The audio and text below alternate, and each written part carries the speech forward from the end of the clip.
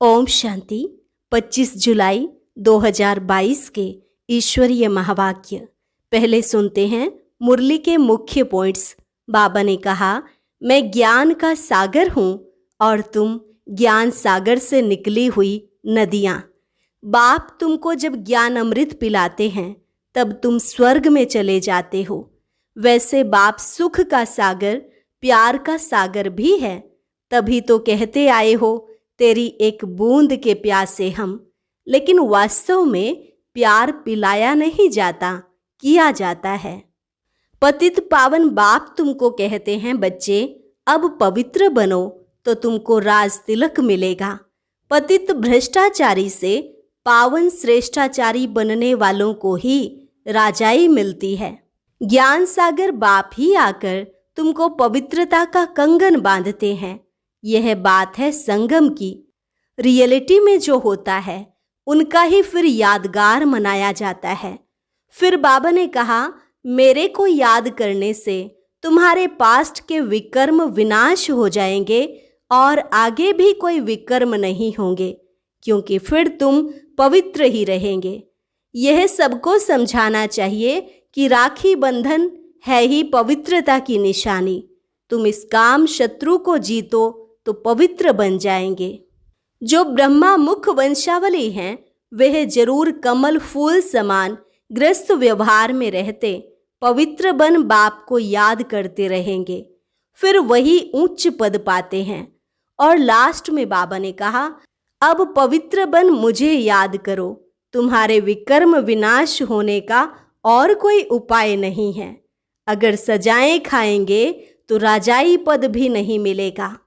जो योग में रहे विकर्माजीत बनेंगे, वही विकर्माजीत राजा बनेंगे। और अब सुनते हैं महावाक्यों को विस्तार से। मुरली का सार। मीठे बच्चे, पवित्रता का कंगन बांधो तो तुम्हें राज तिलक मिल जाएगा। पावन बनने की प्रतिज्ञा करो। प्रश्न, तुम बच्चों को अभी किस बंधन में बंधना है? उत्तर, बाप को याद करने का बंधन। इस बंधन में बंधने से तुम्हारे सब विकर्म विनाश हो जाएंगे और आगे विकर्म करने से बच जाएंगे। आत्मा पावन बन जाएगी। दूसरा प्रश्न, भक्ति मार्ग का फैशन क्या है? उत्तर, बर्थडे, जयंती आदि मनाना यह भक्ति मार्ग का फैशन है, परंतु इससे फायदा कुछ भी नहीं, क्योंकि जिनकी जयंती मनाते हैं उनको यथार्थ रीति जानते भी नहीं हैं। गीत, तू प्यार का सागर है, तेरी एक बूंद के प्यासे हम। ओम शांति। अब गीत बच्चों ने सुना। यह जो कुछ बनाया है भक्ति मार्ग वालों ने ही बनाया है। जब भारत श्रेष्ठाचारी पूज्य था तो कोई भी भक्ति मार्ग का चिन्ह नहीं था। न वेद शास्त्र, न तप तीर्थ, दान पुण्य कुछ भी नहीं होता था। यह सब भक्ति मार्ग में निकले हैं। गीत में पहले पहले कहते हैं, तू प्यार का सागर है।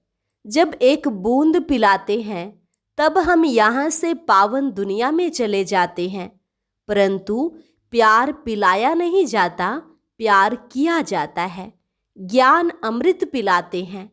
बाबा है भी ज्ञान का सागर। इतनी नदियाँ जो निकलती है उनका क्रिएटर कौन है? जरूर कहेंगे सागर है। उनसे ही सब नदियाँ निकलती हैं। तो ज्ञान का सागर परम पिता परमात्मा ठहरा। उनसे तुम ज्ञान गंगाएं निकलती हो। भले उनकी महिमा है, वह प्रेम का सागर, सुख का सागर है। जब तुम ज्ञान पिलाते हो तब हम स्वर्ग में चले जाते हैं, सद्गति को पा लेते हैं। बाप कहते हैं, मुझ ज्ञान सागर को याद करो तो तुम्हारे विकर्म विनाश होंगे, पावन बन जाएंगे। यह पहले पहले कौन सुनता है? यह गुप्त बात हुई ना। गाते भी हैं, तुम मात पिता। पिता तो है, परंतु उन्हें माता क्यों कहा जाता है? पिता तो ठीक है, अब माता किसको कहें? पहले ज्ञान अमृत कौन पीता है? वह आकर प्रवेश करते हैं, ज्ञान सुनाते हैं, तो पहले कौन सुनेगा? जरूर यह ब्रह्मा। तो यह माता हो गई, इनके कान पहले सुनते हैं। वास्तव में शरीर माता का नहीं है, तो माता कहाँ से लाए? इसलिए गाया हुआ है जगदम्बा सरस्वती। सरस्वती को सितार है, वह है ब्रह्मा कुमारी। कुमारी की महिमा बहुत है, ब्रह्मा की इतनी महिमा नहीं है। इतने मेले नहीं लगते जितने जगदम्बा के मेले लगते हैं। जो ज्ञान ज्ञानेश्वरी है, उस पर ज्ञान का कलश रखते हैं। ज्ञान सागर वह है, उनको ही पतित पावन कहा जाता है।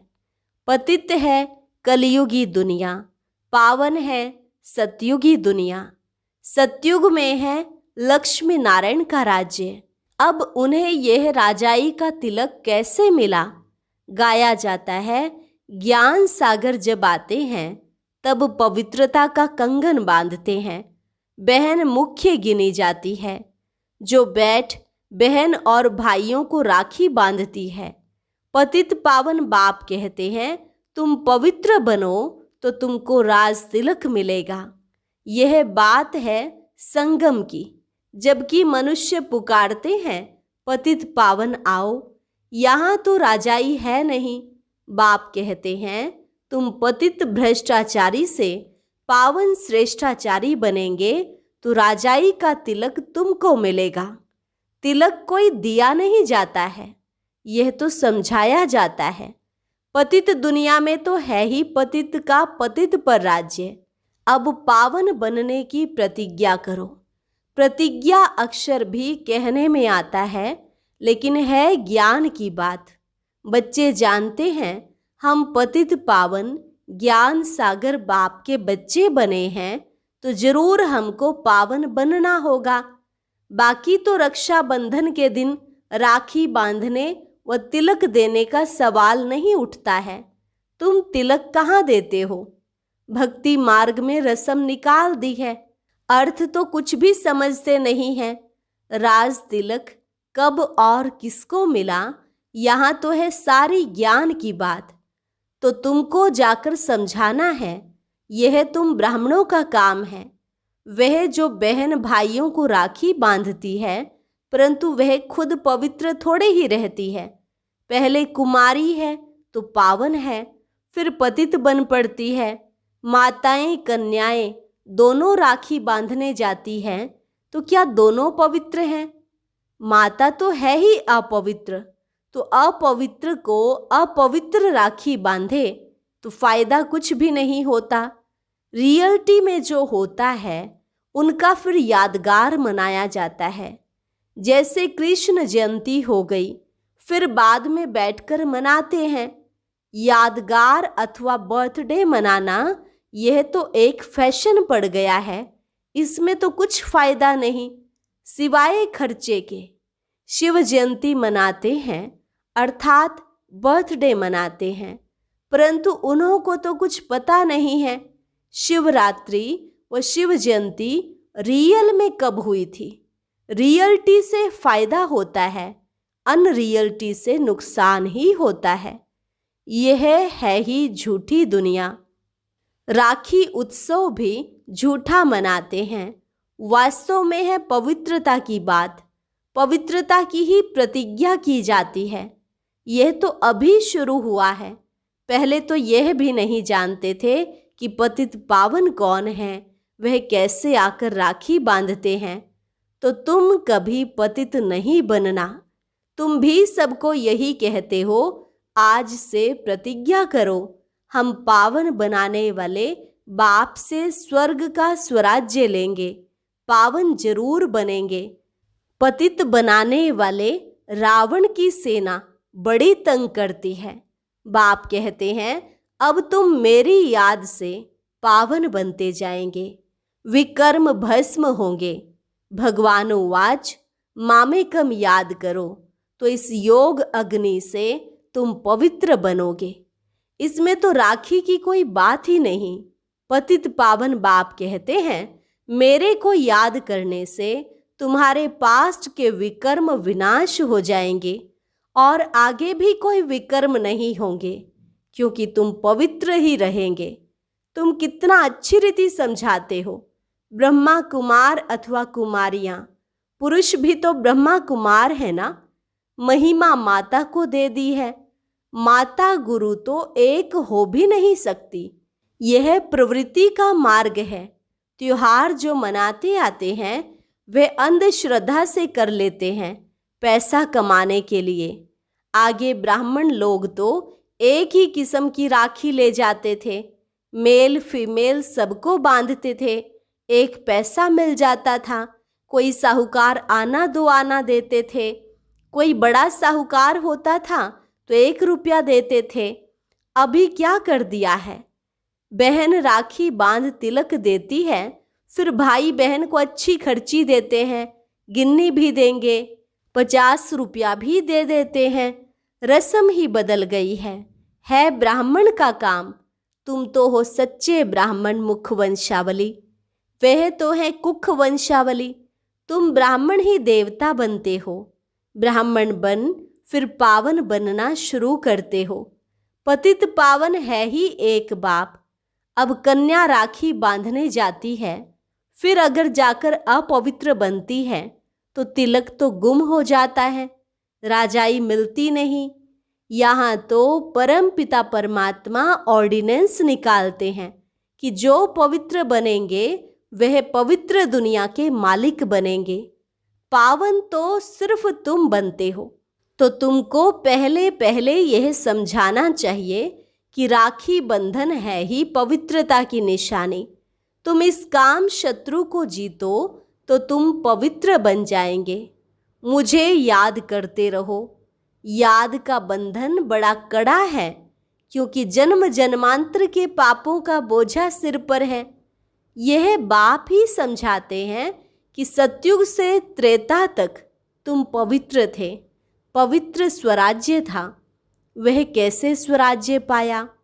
यह ड्रामा का चक्र इस रीति फिरता रहता है। पतित पावन बाप ने आकर सबको कहा है कि पवित्र बनो। जो ब्रह्मा मुख वंशावली हैं, कमल फूल समान गृहस्थ व्यवहार में रहे, पवित्र बन बाप को याद करते हैं, वही उच्च पद पाते हैं। 5000 वर्ष पहले भी ऐसे हुआ था, अब भी होना है। आजकल की दुनिया देखो कैसी है। गीत भी तो है ना, आज के इंसान को क्या हो गया है। कहाँ नया भारत स्वर्ग और कहाँ पुराना भारत नर्क। वहाँ सब एक दो को प्यार करते थे क्योंकि सुख धाम था। यह है दुख धाम। रावण ने राज्य छीन लिया। राम और रावण की कहानी बनानी पड़े। 5000 वर्ष पहले राम राज्य था, स्वराज्य था। अब बाप कहते हैं मामे कम याद करो। गृहस्थ व्यवहार में रहते कमल फूल समान बनो तो पवित्र दुनिया का राज तिलक मिलेगा। हम राजयोग सीखते हैं। यह है ही स्वराज्य पाने की पढ़ाई। वह तिलक ब्राह्मण लोग देते हैं, यह स्वराज्य तिलक है। राजाई तुम बच्चों को मिलती है। अगर तुम बच्चे बाप का कहना मानो तो। इसलिए पूछा जाता है पारलौकिक परम पिता परमात्मा से आपका क्या संबंध है। बाप एक वही पतित पावन है, कहते हैं पवित्र बन, पवित्र दुनिया के मालिक बनो। बाप पावन बनाते हैं संगम पर। अभी संगम है, मौत सामने खड़ा है, इसलिए कहते हैं बाप के बनो। राय भी देते हैं, यह समझ की बात है। भगवान की हम रचना है तो बाप का वर्षा है ही स्वर्ग, बरोबर स्वर्ग था। तुम कहते भी हो भक्तों को भगवान आकर अपने धाम ले जाएंगे। धाम है ही 2, मुक्ति और जीवन मुक्ति। भारत जीवन मुक्त था, तब दूसरी आत्माएं शांति धाम में थी। सुख धाम था, तब दुख धाम था ही नहीं। अब वह सुख धाम फिर दुख धाम बन गया है। यह चक्र रिपीट होता है। कलयुग के बाद सतयुग आता है। सतयुग स्थापन करने वाला एक ही बाप है, वही पतित पावन है। कलयुगी पतित दुनिया से पावन दुनिया बनेगी। राम राज्य शुरू हो जाएगा। भगवान के महावाक्य हैं, कमल फूल समान पवित्र बनो, काम महाशत्रु को जीतो। बाकी वह ब्राह्मण भी, बहन भाई भी सब पतित हैं। पतित पतित को राखी बांधते हैं। यह तो इस संगम पर ही बाप आकर पवित्रता की प्रतिज्ञा कराते हैं। जब तक पतित पावन बाप न आए तब तक स्वराज्य कहाँ। बाबा समझानी देते हैं, कैसे किसको समझाओ। बोलो, पहले तुम कहते हो पतित पावन आओ, यह किसको कहते हो। गाते भी हो तुम मात पिता हम बालक तेरे, यह किसकी महिमा करते हो। जरूर भगवान ही ठहरा, उनको ही पतित पावन कहा जाता है। वह जब आए तब प्रतिज्ञा कराए पवित्रता की। दूसरी बात, तुम्हारे ऊपर जन्म जन्मांतर का बोझा है। आधा कल्प से रावण राज्य होता है। दिन प्रतिदिन दुखी पतित होते होते एकदम भ्रष्टाचारी हो गए हो। आयु भी छोटी हो गई है। अकाले मृत्यु भी होता रहता है। भोगी भी बन पड़े हो। सतयुग में योगी थे। घर गृहस्थ में रहते हुए उन्हों को कहा जाता है सर्वगुण संपन्न वॉइसलेस वर्ल्ड। प्रवृत्ति मार्ग तो है ना, राज्य करते होंगे, शादियाँ आदि भी होती होंगी। वह है पावन राज्य। पतित पावन बाप पतित दुनिया को पावन कैसे बनाते हैं, वह बैठ समझो। राखी भी पवित्रता की बांधी जाती है। वंदे मातरम कहा जाता है ना। कन्या भी माता बनती है। यहाँ कन्या माता पुरुष सब पतित से पावन बनते हैं। पतित पावन बाप आकर पवित्रता की प्रतिज्ञा कराते हैं कि मन मना भव, पवित्र बन और मुझे याद करो। तुम्हारे विकर्म विनाश होने का और कोई उपाय नहीं है। सजाएं खाएंगे तो राजाई पद भी नहीं मिलेगा।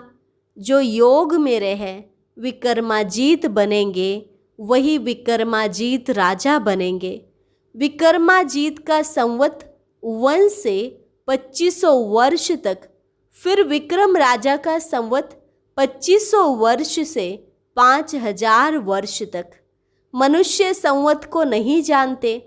विक्रमाजीत बादशाही सतयुग त्रेता में चलती है। उनको लाखों वर्ष दे दिए हैं और विकर्म संवत को 2000 वर्ष दे दिए हैं। वास्तव में आधा उनका होना चाहिए। ये सब बातें समझने की हैं। पहली बात है, पतित पावन कौन है। पतित मनुष्य ही उनको याद करते हैं, पावन याद नहीं करते हैं। वहाँ है ही सुख तो याद नहीं करते। अच्छा, मीठे मीठे सिकिल अधे बच्चों प्रति माता पिता बाप दादा का याद प्यार और गुड मॉर्निंग। रूहानी बाप की रूहानी बच्चों को नमस्ते। रूहानी बच्चों की रूहानी बाप दादा को नमस्ते नमस्ते, गुड मॉर्निंग। शुक्रिया बाबा, शुक्रिया। धारणा के लिए मुख्य सार, योग में रहकर विकर्माजीत बनना है। विकर्मों पर जीत पाने से ही विकर्माजीत राजा बनेंगे। स्वयं को स्वयं ही स्वराज्य तिलक देना है। पवित्र बन पवित्रता की राखी सबको बांधनी है। कमल फूल समान रहना है। वरदान, नॉलेज की शक्ति द्वारा कर्मेंद्रियों पर शासन करने वाले सफल स्वराज्य अधिकारी भव। नॉलेज की शक्ति द्वारा कर्मेंद्रियों पर शासन करने वाले सफल स्वराज्य अधिकारी भव। रोज अपने सहयोगी सर्व कर्मचारियों की राज्य दरबार लगाओ और चेक करो कि कोई भी कर्मेंद्रिय व कर्मचारी से बार बार गलती तो नहीं होती है, क्योंकि गलत कार्य करते करते संस्कार पक्के हो जाते हैं। इसलिए नॉलेज की शक्ति से चेक करने के साथ साथ चेंज कर दो, तब कहेंगे सफल स्वराज्य अधिकारी। ऐसे स्वराज्य चलाने में जो सफल रहते हैं, उनसे संपर्क में आने वाली सर्व आत्माएं संतुष्ट रहती हैं। वे सर्व की शुक्रिया के पात्र बन जाते हैं। स्लोगन: हर समय करन करावनहार बाबा याद रहे तो मैंपन का अभिमान आ नहीं सकता।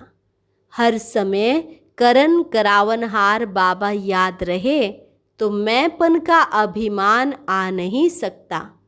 अच्छा, और अब सुनते हैं आज का अव्यक्त ज्ञान मोती।